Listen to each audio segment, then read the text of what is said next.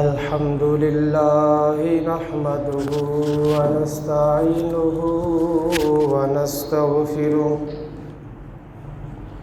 ونستغفره ونؤمن به ونتوكل عليه ونعوذ بالله من شرور أنفسنا ومن سيئات أعمالنا من يهده الله فلا مضل له ومن يضلله فلا هادي له ونشهد أن لا إله إلا الله وحده لا شريك له ونشهد أن سيدنا ومولانا وحبيبنا وطبيبنا ومأوانا وملجانا محمدًا عبده ورسوله قال الله تبارك وتعالى في شان حبيبه مخبرا وآمرا إن الله وملائكته يصلون على النبي يا أيها الذين آمنوا صلوا عليه وسلموا تسليما الصلاة والسلام عليك يا سيدي يا رسول الله وعلى آلك وأصحابك يا سيدي يا حبيب الله الصلاة والسلام عليك يا سيدي يا نبي الله وعلى آلك وأصحابك يا سيدي يا نور الله الصلاة والسلام عليك يا سيدي يا رحمة للعالمين وعلى آلك وأصحابك يا سيدي يا خاتم النبيين بندہ پروردگارم امت احمد نبی دوست دار چار یارم تابع اولاد علی مذہب حنفیہ دارم ملت حضرت خلیل خاک پائے غوث اعظم زیر سایہ ہر ولی صدیق عکس حسن کمال محمد است فاروق ذل جاہ و جلال محمد است عثمان ضیاء شمع جمال محمد است حیدر بہار باغ خصال محمد است جس سہانی گری چمکا طیبہ کا چاند اس دل افروز ساتھ پہ لاکھوں سلام جس طرف اٹھ گئی دم میں دم آ گیا اس نگاہ عنایت پہ لاکھوں سلام جس مسلمان نے دیکھا انہیں نظر کی بصارت پہ لاکھوں سلام، اور ہم غریبوں کے آقا پہ بے حد درود، ہم فقیروں کی ثروت پہ لاکھوں سلام۔ اللہ تبارک و تعالی جل جلالہ وعم نوالہ وعظم شانہ واتم برہانہ کی حمد و ثنا، اور حضور سرور کائنات مفخر موجودات زینت بزم کائنات دستگیر جہاں غمگسار زماں سید سرورہ حامی بے کسا قائد المرسلین رحمت للعالمین احمد مجتبی جناب محمد مصطفیٰ صلی اللہ علیہ وسلم کی بارگاہ پرانوار پربہار میں درود و سلام کا نذرانہ پیش کرنے کے بعد نہایت ہی عزت اور احترام کے لائق سامعین و حاضرین، السلام علیکم ورحمۃ اللہ وبرکاتہ۔ میرے دوستوں اور بزرگوں، آج پھر ہم اللہ رب العزت کے فضل و کرم سے جامع مسجد فیضان رضا میں نماز جمعہ کی ادائیگی کے لیے حاضر ہیں۔ میری دعا ہے کہ اللہ رب العزت ہم سب کی اس حاضری کو اپنی بارگاہ میں شرف قبولیت عطا فرمائے۔ آپ جتنے بھی میرے دوست، میرے بزرگ، میرے بڑے وقت سے پہلے آپ آ گئے ہیں، آپ کے لیے میں خصوصی دعا کرتا ہوں اللہ رب العزت آپ سب کو دین اور دنیا میں آخرت میں اس کا بہترین صلہ عطا فرمائے۔ آج کا جو جمعۃ المبارک کا موضوع ہے وہ سب جانتے ہی ہیں۔ آج کا جو جمعۃ المبارک کا موضوع ہے وہ ہے داتا علی حجویری رحمۃ اللہ علیہ۔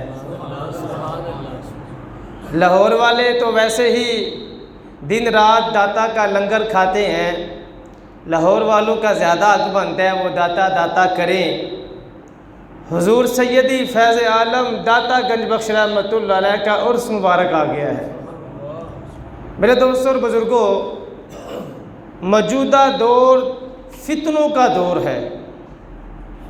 ہر بندہ مفکر بننے کی کوشش کر رہا ہے اور ہر بندہ اپنی ایک نئی فکر پیش کر رہا ہے اور دوسروں کو وہ غلط کہہ رہا ہے۔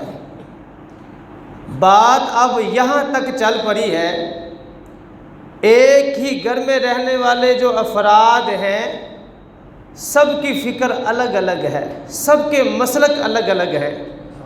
ماں ہے تو ماں کا مسلک کسی اور کے ساتھ ہے، باپ ہے تو باپ کا مسلک کوئی اور ہے۔ ایک بیٹا ہے وہ کہتا ہے میں اس کو نہیں مانتا، میں اس کو مانتا ہوں۔ دوسرا بیٹا ہے وہ کہتا ہے میں اس کو نہیں مانتا، میں اس کو مانتا ہوں۔ میرے دوستوں اور بزرگوں، اس وقت نظریات کی، افکار کی ایک جنگ چل رہی ہے۔ ہر بندہ اپنی فکر پیش کر رہا ہے، میری طرف آ جاؤ میں درست ہوں، میری طرف آ جاؤ میں درست ہوں۔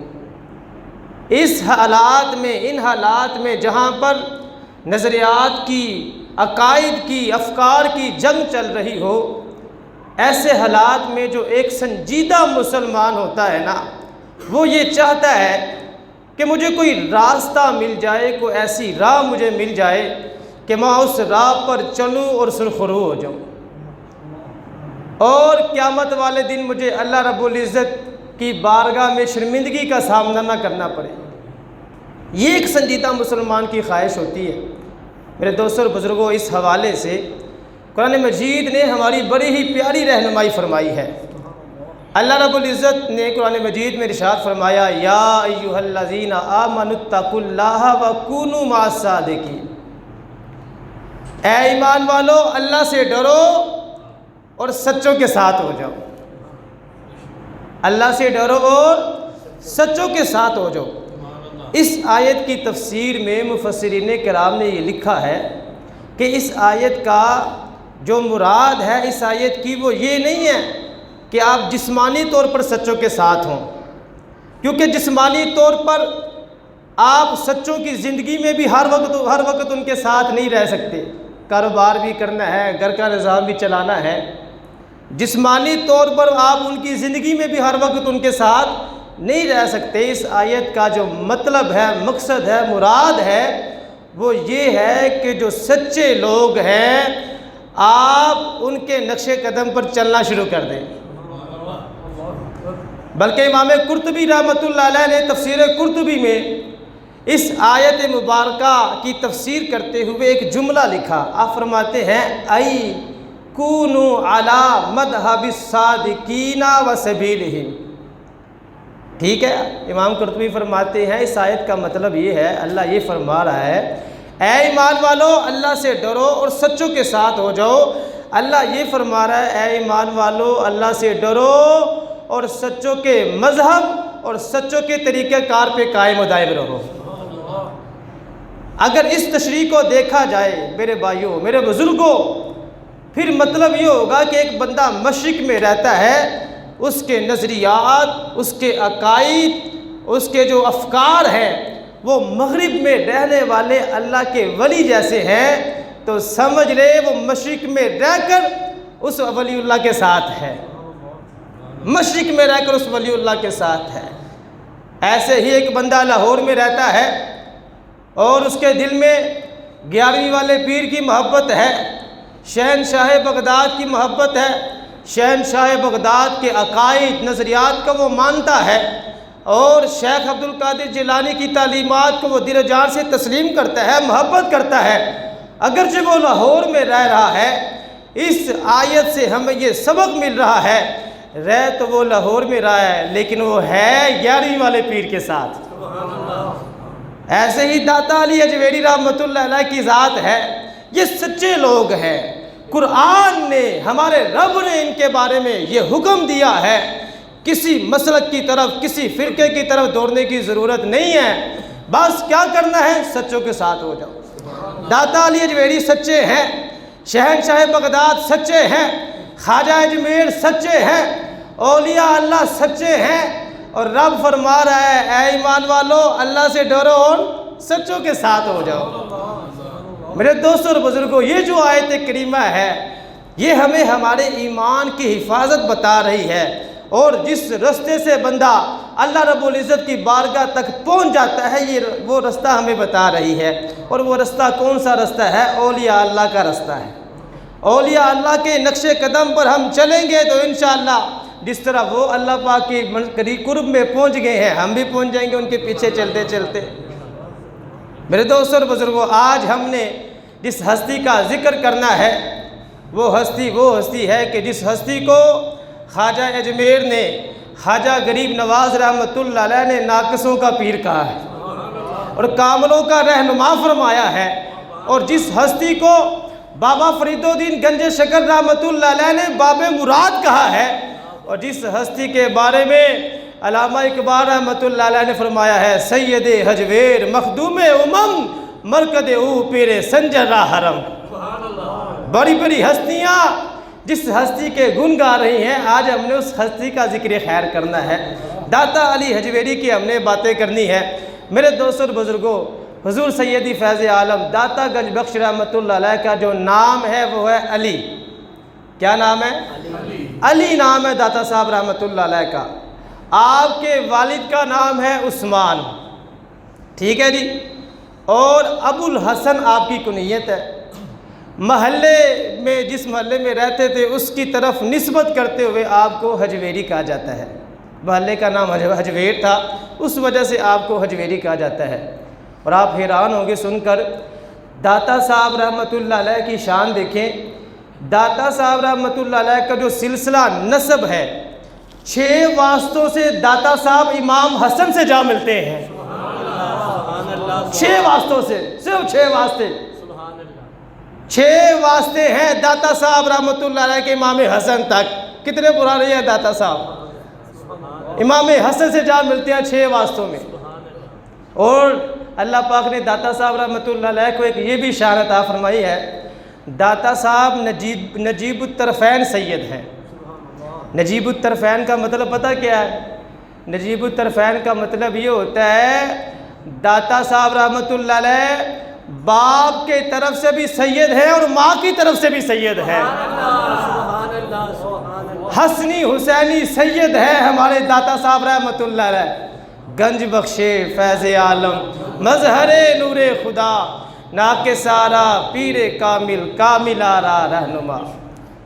لقب داتا صاحب کا گنج بخش ہے، لقب گنج بخش ہے، اور گنج بخش کا جو لقب ہے یہ کس نے دیا ہے؟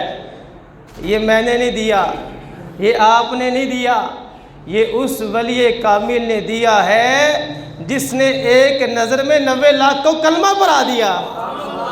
خواجہ اجمیر نے دیا ہے۔ خواجہ اجمیر یہاں پر حاضر ہوئے اور داتا صاحب رحمۃ اللہ علیہ کے مزار پر کچھ عرصہ تک حاضر رہے، عبادت کرتے رہے، فیض حاصل کرتے رہے داتا صاحب رحمۃ اللہ علیہ سے۔ جب الوداعی فاتحہ پڑھنے کے لیے آئے نا خواجہ صاحب، اس وقت خواجہ صاحب کے زبان مبارک سے بے ساختہ یہ شعر نکل پڑا، گنج بخشے فیض عالم مظہر نور خدا، ناک سارا پیر کامل کامل آرا رہنما۔ پھر خواجہ صاحب کی زبان مبارک سے یہ جو گنج بخش کا لقب نکلا، یہ ہمارے بر صغیر میں اتنا مشہور ہو گیا کہ ہمارے اکثر بندوں کو داتا صاحب کا نام ہی یاد نہیں ہے۔ ہر بندہ یہ کہتا ہے داتا صاحب رحمۃ اللہ علیہ، گنج بخش رحمۃ اللہ علیہ۔ یہ لقب لوگوں کو یاد ہو گیا، نام بھول گئے لوگ داتا صاحب رحمۃ اللہ علیہ۔ میرے دوستوں اور بزرگوں، یہ کچھ تعارف میں نے آپ داتا صاحب رحمۃ اللہ علیہ کا آپ کے سامنے رکھا ہے۔ اب داتا صاحب رحمۃ اللہ علیہ کا عرس مبارک آ رہا ہے، طرح طرح کی لوگ باتیں کریں گے، یہ شرک ہو گیا، بدعت ہو گیا، یہ ہو گیا، یہ ہو گیا۔ تھوڑا تھوڑا کر کے میں انشاءاللہ آپ کو سمجھانے کی کوشش کروں گا۔ الحمدللہ اہل سنت و جماعت کا جو عقیدہ ہے وہ بڑا ہی زبردست عقیدہ ہے، اور یہ سچا سچا ایک ترجمان ہے پیارے آقا صلی اللہ علیہ وسلم نے جو تعلیمات دی ہیں ان کا۔ سنیے ذرا، اہل سنت و جماعت کیا کرتے ہیں، جب بھی کسی ولی اللہ کا یوم وفات آتا ہے نا، اس دن اس کا عرس مناتے ہیں۔ ٹھیک ہے جی، عرس مناتے ہیں۔ عرس کا مقصد کیا ہوتا ہے؟ اس اللہ کے ولی کو زیادہ سے زیادہ اصال ثواب کیا جائے، یہ عرس کا مقصد ہے میرے بھائیوں۔ اس کے علاوہ عرس کا اور کوئی مقصد نہیں ہے۔ زیادہ سے زیادہ کیا کرنا ہے جی؟ اصال ثواب کرنا ہے۔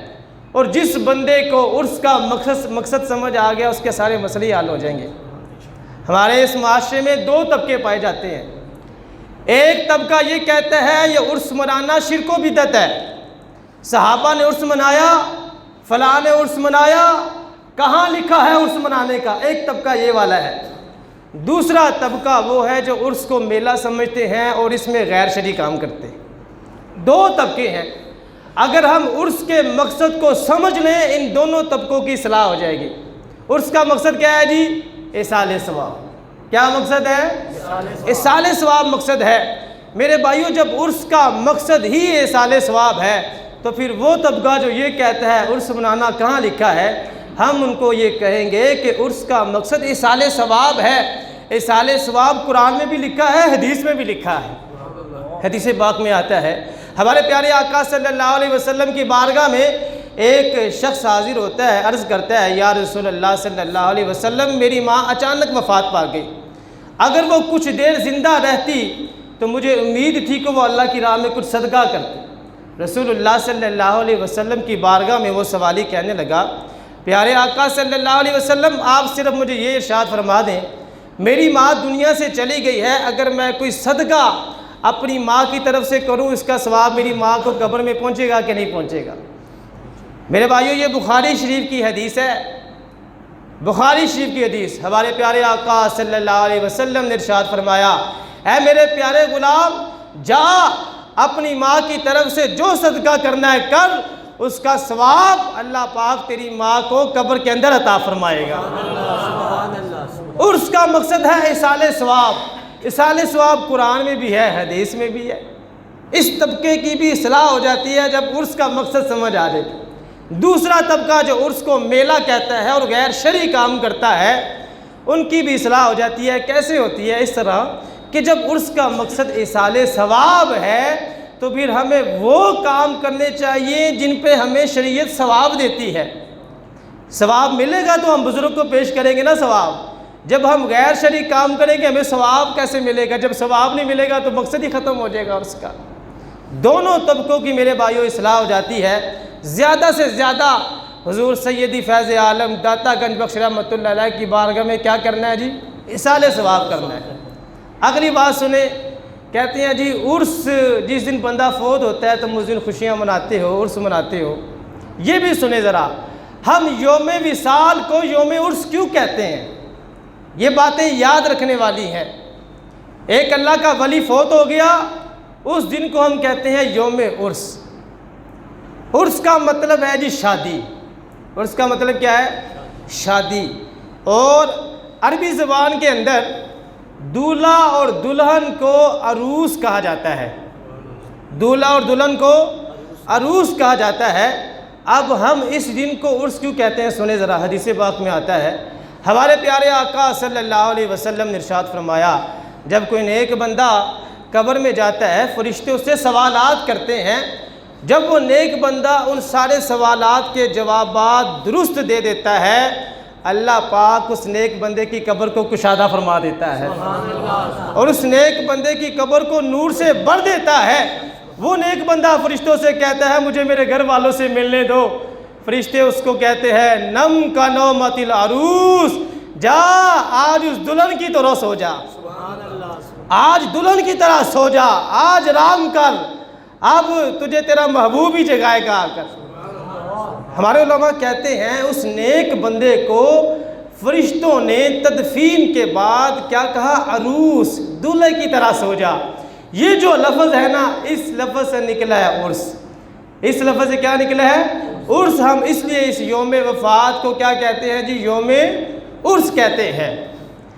ایک وجہ تو یہ ہے۔ دوسری وجہ سنیں، ہم یوم وفات کو عرس کیوں کہتے ہیں؟ میرے دوستوں، میرے بزرگوں، ہم تو گناہ گار ہیں نا۔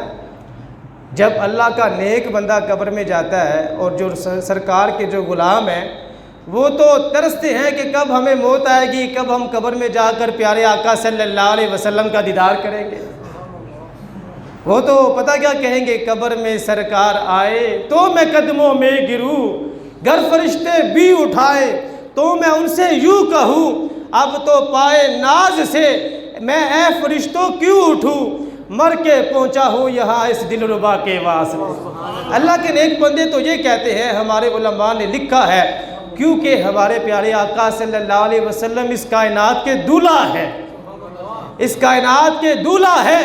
اللہ کا نیک بندہ جب اس دنیا سے جاتا ہے وہ قبر میں جا کر کائنات کے دولہے کا دیدار کرتا ہے۔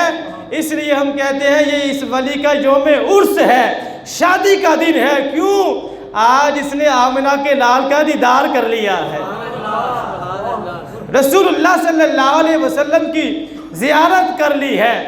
بلکہ ہمارے بابا جی تو کہا کرتے تھے ذرا رک جاؤ ہن آ جاندہ، ذرا رک جاؤ ہن آ جاندہ، جدو آ جاوے گا پھر دس دیواں گا، پھر پوچھنا اس دے بارے وچ جدی دید دی خاطر مریا۔ ہمارے بزرگ تو یہ تمنا کرتے کرتے چلے گئے ہیں کہ ہم رسول اللہ صلی اللہ علیہ وسلم کو بتائیں گے قبر میں سرکار آپ کا غلام آ گیا ہے۔ رسول اللہ صلی اللہ علیہ وسلم کا دیدار کرایا جاتا ہے اللہ کے ولی کو۔ ہم کہتے ہیں آج اس کا یوم وفات نہیں ہے، آج تو اس اللہ کے ولی کا شادی کا دن ہے، یوم عرس ہے۔ میرے دوست اور بزرگوں، داتا صاحب رحمۃ اللہ علیہ کی جتنی بھی تعلیمات ہیں، اگر کوئی بندہ ان تعلیمات کو جاننا چاہتا ہے اس کو چاہیے کہ وہ داتا صاحب رحمۃ اللہ علیہ کی کتاب کشف المجوب پڑھنا شروع کر دے۔ کچھ بندے یہ بھی شور مچاتے ہیں کشف المجوب داتا صاحب کی کتاب نہیں ہے جی، یہ بھی شور مچاتے ہیں۔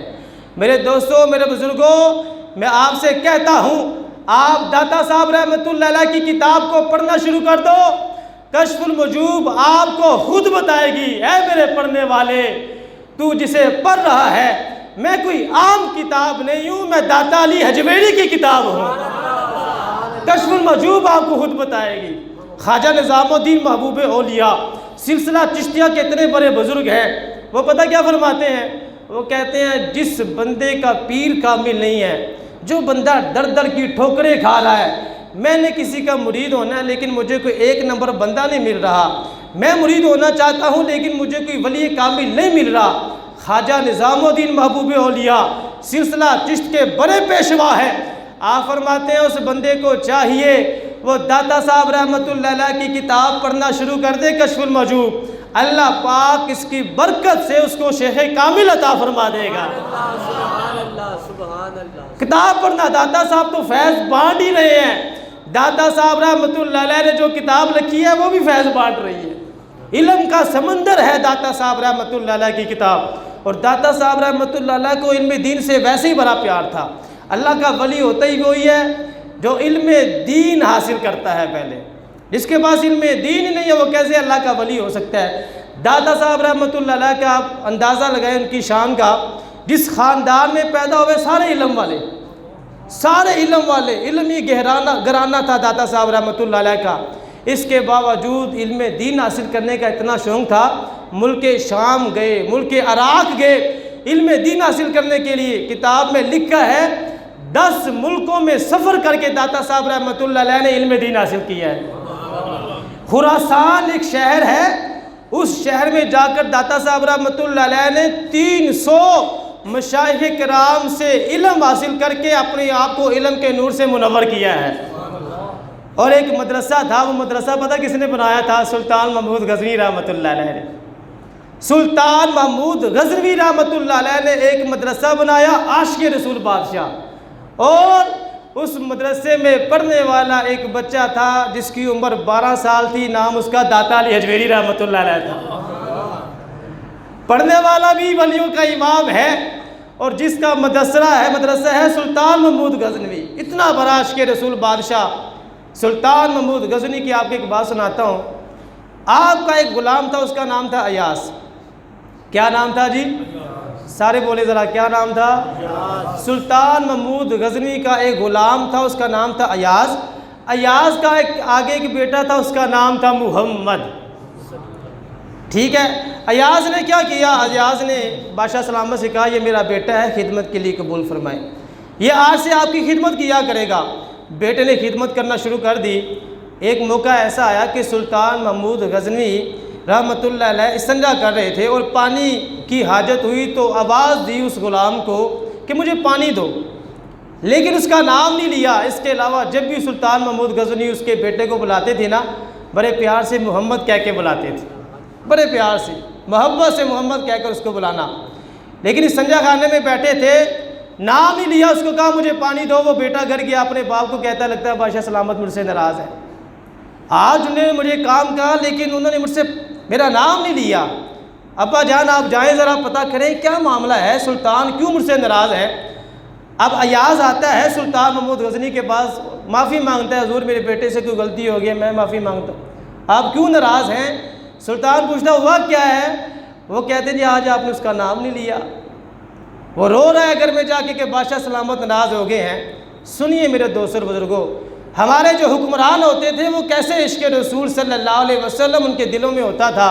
سلطان محمود غزنوی نے مسکرا کر اپنے اس غلام ایاز سے کہا بات تو راز والی تھی لیکن تمہیں میں آج بتا دیتا ہوں، اے ایاز سن لے، میں نے ساری زندگی بغیر وضو کے نام محمد نہیں لیا۔ اس وقت میں استنجے خانے میں بیٹھا تھا، کیسے نام لے لیتا سرکار کا؟ ساری زندگی بغیر وضو کے نام محمد نہیں لیا۔ یہ نام کوئی کام بگڑنے نہیں دیتا، ارے بگڑے بھی تو بنا دیتا ہے بس نام محمد صلی اللہ علیہ وسلم۔ سلطان محمود غزنوی کا مدرسہ، دادا صاحب پڑھنے والے، سلطان صاحب تشریف لے آئے مدرسے میں، سارے بچے کھڑے ہو گئے، استاذ کھڑے ہو گئے، دادا صاحب رحمۃ اللہ علیہ کتاب میں مست ہے۔ استاذ نے کہا اے علی دیکھو سلطان آیا ہے۔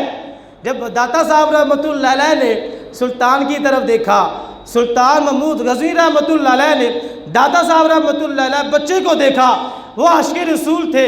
اسی وقت داتا صاحب کے استاد سے کہنے لگے استاد صاحب قسم بخدا آپ کا یہ جو شاگرد بیٹھا ہے یہ کوئی عام بچہ نہیں ہے بلکہ یہ اللہ کا ولی بچہ ہے، یہ اللہ کا ولی ہے، یہ عام بچہ نہیں ہے۔ اور استاد صاحب کو کہنے لگے سلطان صاحب استاد صاحب اس بچے پہ نظر رکھنی ہے، یہ بچہ ہمارے مدرسے کی شان ہے۔ دادا صاحب رحمۃ اللہ علیہ کو علم دین سے اتنا پیار تھا، 12 سال کی عمر میں داتا صاحب رحمۃ اللہ علیہ علم دین حاصل کر رہے ہیں مدرسے میں جا کر۔ میرے دوستوں اور بزرگوں، ایک موقع پر داتا صاحب رحمۃ اللہ علیہ زکوٰۃ کے مسئلے سکھا رہے تھے۔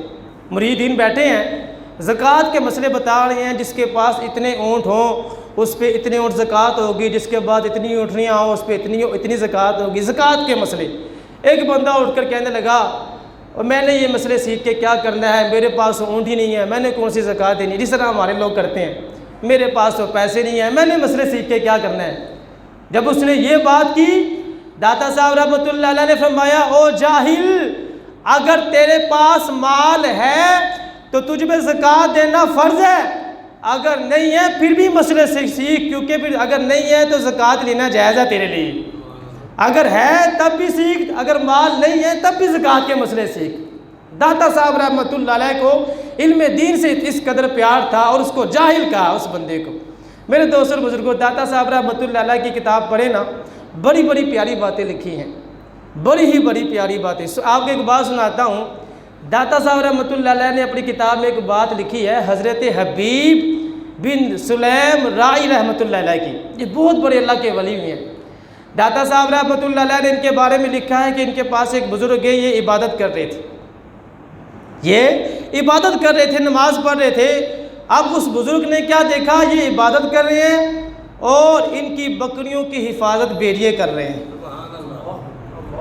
وہ بزرگ دیکھ کے بڑا متاثر ہوا، کہتا ہے میں آج اس سے ملاقات کر کے جاؤں گا، بڑی شانوں والا بندہ لگتا ہے، نماز پڑھ رہا ہے، بھیڑیے تو بکریوں کو چیر پھاڑ کے رکھ دیتے ہیں، لیکن یہ تو الٹ ہی کام ہے، بھیڑیے بکریوں کی حفاظت کر رہے ہیں، بھیڑیے تو بکریوں کے خلاف ہوتے ہیں، موافق نہیں ہوتے، یہ کیا معاملہ ہے؟ جب انہوں نے نماز مکمل کی، سلام پھیرا، انہوں نے سلام دعا کی، انہوں نے پوچھا کیسے آنا ہوا، یہ کہنے لگے آپ کی زیارت کرنے کے لیے آیا ہوں۔ انہوں نے شکریہ ادا کیا، پھر انہوں نے کہا کہ میں نے بڑا عجیب نظارہ دیکھا ہے، آپ نماز پڑھ رہے تھے، بھیڑیے آپ کی بکریوں کی حفاظت کر رہے تھے، بھیڑیے تو مخالف ہوتے ہیں، موافق نہیں ہوتے، یہ کیا ماجرا ہے؟ تو حضرت حبیب بن سلیم رائی رحمۃ اللہ علیہ اس بزرگ کو کہنے لگے، بات یہ ہے، بکریوں والا جو بکریوں کا مالک ہے نا، وہ اپنے مالک کے موافق ہے، جو بکریوں کا مالک ہے وہ اپنے مالک کے موافق ہے، رب کے موافق ہے، رب کی فرما برداری کرتا ہے، یہی وجہ ہے کہ رب نے بھیڑیوں کو میری بکریوں کے موافق فرما دیا۔ تھوڑی دیر اس نے پھر دیکھا، بابا جی نے حضرت حبیب بن سلیم رائی نے پتہ کیا کیا، ایک پیالہ پکڑا، ایک پتھر کے نیچے رکھ دیا۔ اب کیا ہوا، پتھر سے اللہ پاک نے 2 چشمے جاری فرما دیے، ایک چشمہ دودھ کا تھا، دوسرا چشمہ شہد کا اللہ پاک نے جاری فرما دیا۔ اب وہ بزرگ دیکھ رہے ہیں اور بڑا حیران ہوئے، کہنے لگے حضرت آپ کو اتنا بڑا مقام کیسے ملا ہے؟